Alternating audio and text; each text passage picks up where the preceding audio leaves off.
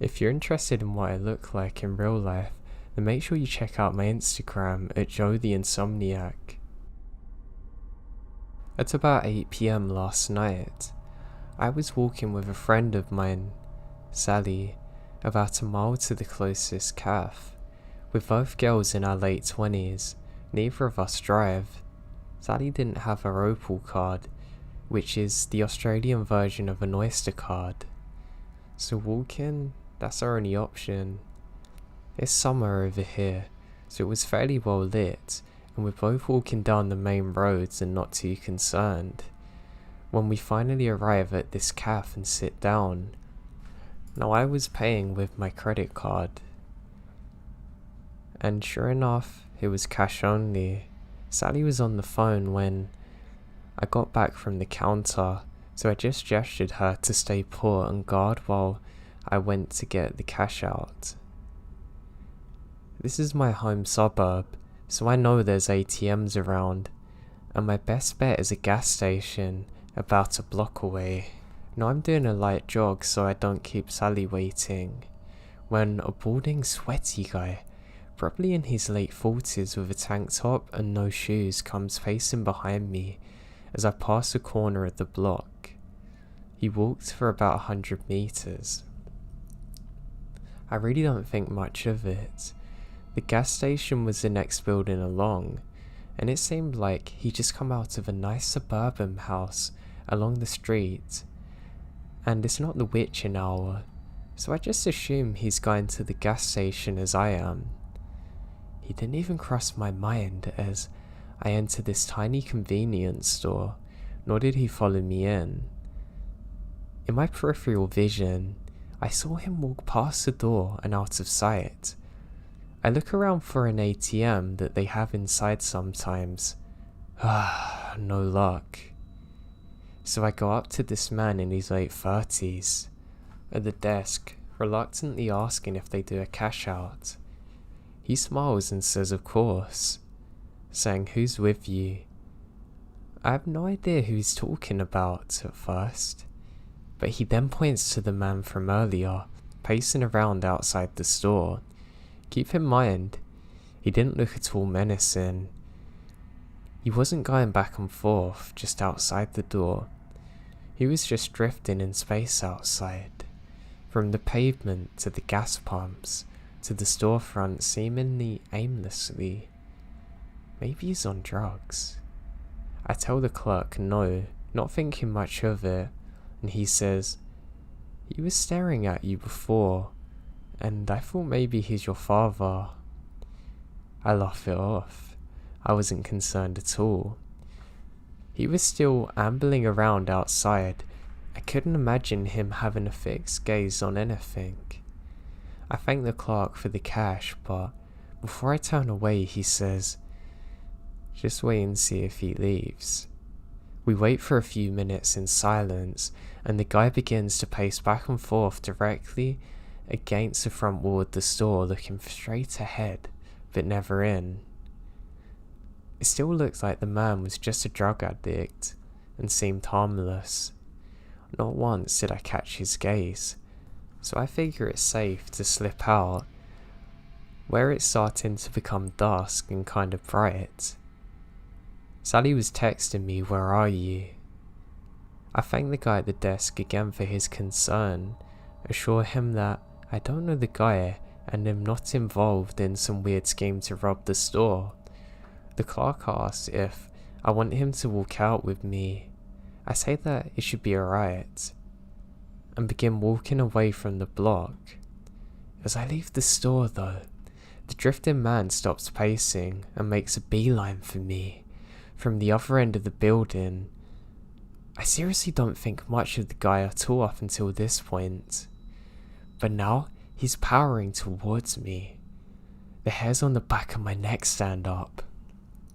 I start to power walk so he doesn't think I'm actively trying to escape him. Still trying to convince myself that I'm being paranoid and should be more casual. I don't look behind me to see how close he is. I reach the pavement on the other side of the gas pumps when I hear the clerk outside. He's yelling at me, run! I make a break for it, looking over my shoulder. He grabbed the man from behind. The balding man isn't even glancing behind him or trying to escape. He's literally just staring at me, running away with this death stare. I kept running until I crossed the road and then turned around, but still standing. The clerk is holding on to the man. The clerk and I are just looking at each other in pure bewilderment, not really knowing what to do. He makes a hand gesture to go and I wave thanks. I go back to Sally and we rush home a complete different way. It's a really weird experience. I'm just thankful that the gas station worker was so kind and caring.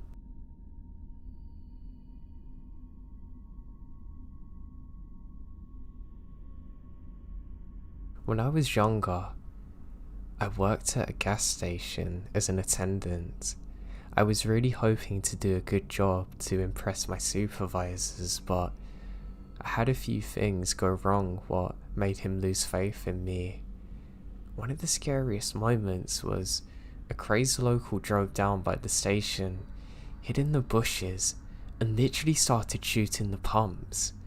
My boss is convinced he's aiming for me, but it seemed like I was an unintended target, that he was actually trying to shoot the supplies. Paint cans and oil cans suffer the most damage. I can't figure out why on earth he was trying to do this. He is a real nutcase. I was lucky that the whole thing didn't blow up that day. Freaking crazy.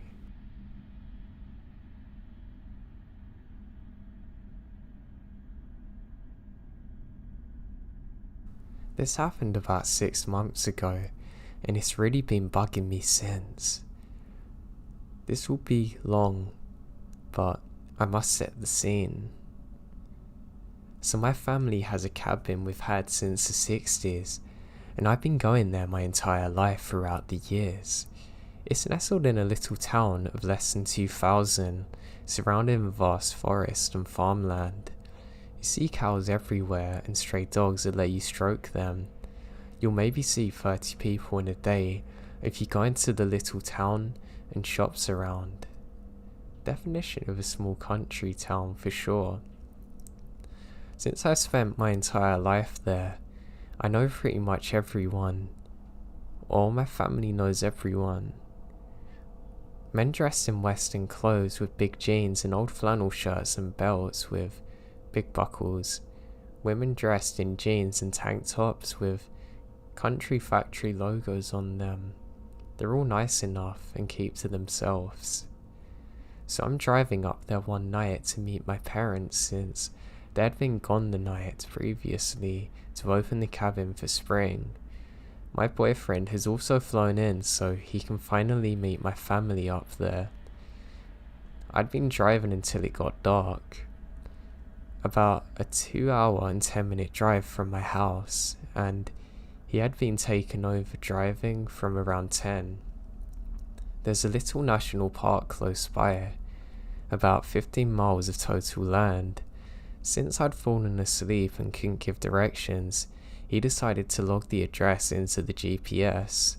It took him through the back way through the park that I never drive through. So when he woke me up to ask me where the next turn is since the GPS said he couldn't go either way, it took me a minute to figure out where the hell are we. There were no lights anywhere, and we're the only car for about 15 miles. There's long forest with tall giant trees on either side of the road, with a lonely deer or two in the woods to keep us company. I mentioned switching drivers because I remembered that road, which would lead directly into the intersection that would go through a small community up to the mountain by my cabin. But it was prime. Leave a tow baby on the side of the road and kidnap someone when they check it out territory. It was dark enough that the forest was thick enough that we joked some cult members are probably there. Hell, maybe they are. Needless to say, we decided stopping isn't a good idea. We eventually passed through a small clearing/intersection with a dinky concrete building on the side of the road with one light on, and a car pulled in the slanted gravel ground. My boyfriend drives forward. He then sees that there's two people there. My gut immediately twisted, and I start to feel sick. Sick enough to feel ice cold sweat running through my hair, and my veins now are pumping through to my stomach. You never see people at night here, and it's two teen boys in fact, wearing nice clothes, Nike shorts and obnoxiously coloured sport workout clothing, aka very out of place, like something's wrong. They see us coming and walk away from what appears to be an old beat up car, probably from the 1960s, and it's important to note that this was completely gone of any paint and rusting. They smile at us and wave. I don't have a clue who these people are, and I'm starting to hear noises around us. I knew a gas station was right up the road from us. They could have just walked from there, but there's no lights up the road and no reason to be here. The building around us is abandoned, but there's a light on the wall. I'm starting to think these are in on it. They walk out onto the road, almost blocking my boyfriend from going forward, who had to slow down continuously not to hit them. Suddenly the light goes out in the building. They constantly wave their arms and smile at us, saying something that we can't hear. We think about stopping, but decide it's stupid to. My boyfriend quickly drove around them, slamming on the gas, trying to calm me down since the whole scene scares the life out of me. Images of getting out of the car and something stranger or worse happening flew through my head. I look behind us and they're suddenly angry, staring at us, not moving an inch, and the light flickers on in the background in the building. Who are those kids? Why were they wearing city clothes? They looked too young to be driving. I know it wasn't their car. And who was in the building? We finally made it out and found the intersection we wanted that led to the familiar gas station, and he didn't hesitate when I said I need to drive next. About 10 or so minutes later, we get to the cabin and explain what happened, and my parents are terrified. God knows what would have happened if we had stopped and actually got out. I don't like to think of it.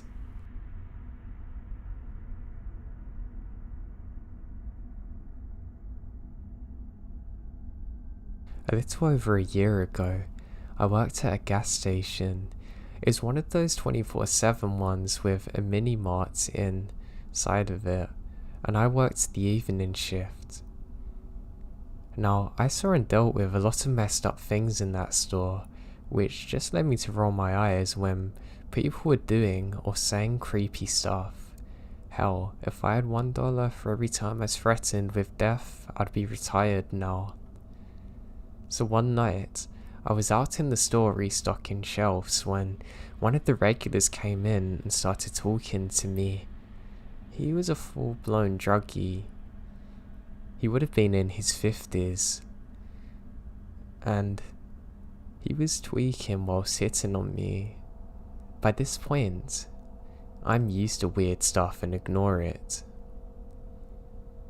He said some messed up things to me though, something about what he wanted to do with me.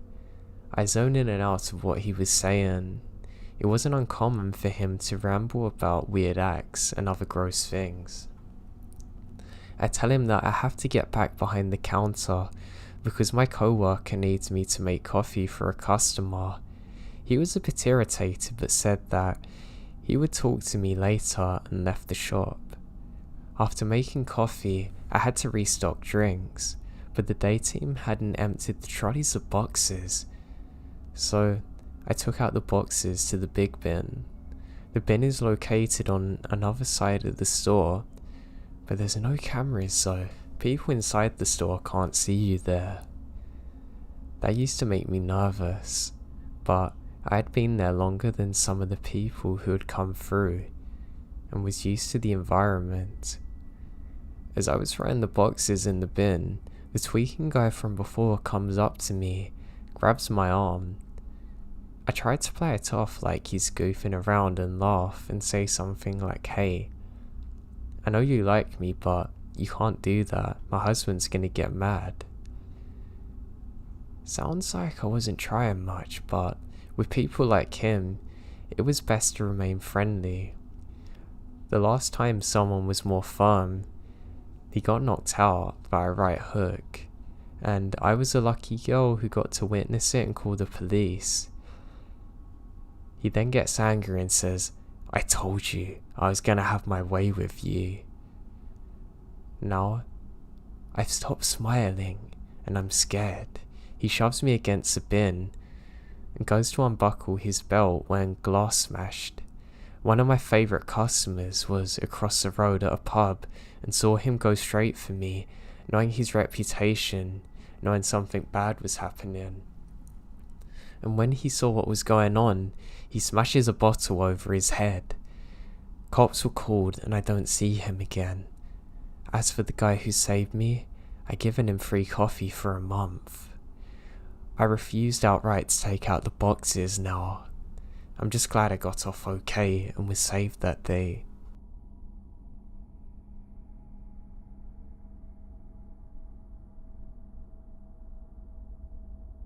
Probably the weirdest thing that happened to me in my life was when I was driving to a gas station one night.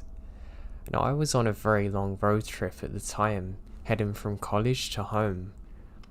I literally had to drive hundreds of miles, and I'm in the middle of the backwoods, not seeing cars or buildings for miles. I'm starting to get worried because of how low my gas is running. I'm really thinking that I'm gonna have to tent it out here in the middle of the night or something, the last thing that I want to be doing. And hey, did I forget to mention that I'm terrified of the woods? Just as I'm thinking this, I decide to switch on the radio to try and calm my nerves. Even worse, they're playing ABBA songs. I really don't like ABBA songs, and I continue going. Luckily for me though, I've got the moonlight to help guide me, even though that my headlights aren't doing much to penetrate the woods. We're now entering the dangerously low gas territory, and I'm worried. But lo and behold, what do I see? An old gas station up ahead. Ah, oh, thank God, I think to myself. I was getting worried there. I pull into the gas station and stop for a second before getting out. I have a really weird feeling. I know it's quiet where I'm driving, but it's just far too quiet up here. I look around and don't see anyone.